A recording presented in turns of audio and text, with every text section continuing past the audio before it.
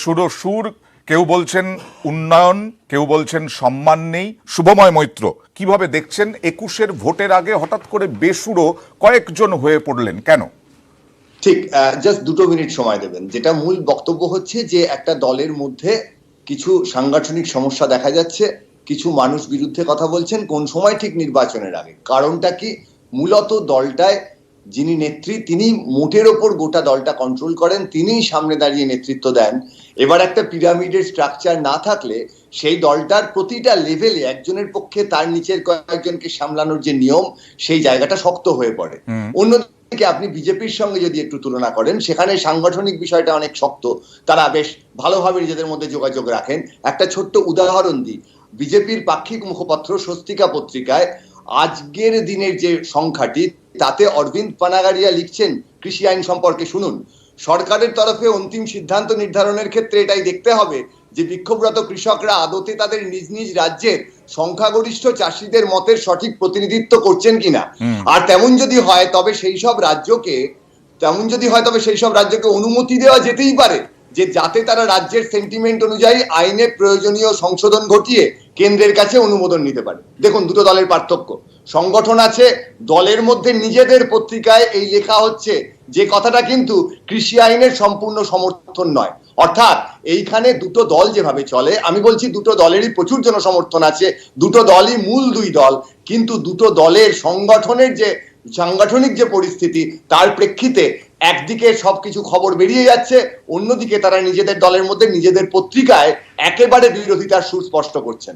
একেবারেই সমস্ত কিছু বেরিয়ে যাচ্ছে, মানে এখানে বারবার অভিযোগ করছেন জিতেন্দ্র তিওয়ারি যে আমি তো আমার মন্ত্রীকে চিঠি দিয়েছিলাম, সেই চিঠি বেরিয়ে গেল কিভাবে, কে দিল?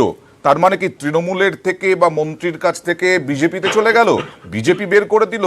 সেটা অবশ্য বলা যাচ্ছে না, কিন্তু এই প্রশ্নটা তুলছেন জিতেন্দ্র তিওয়ারি। যাই হোক না কেন, উন্নয়ন নিয়ে প্রশ্ন তুলছেন তৃণমূল কংগ্রেসের ভেতরে নেতা।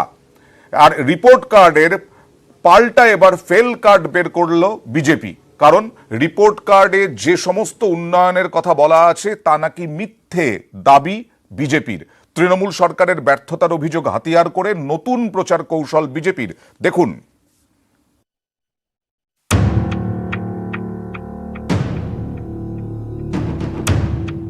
জনমুখী প্রকল্পের সুবিধা মানুষের কাছে পৌঁছে দিতে দুয়ারে সরকার কর্মসূচি নিয়েছে রাজ্য।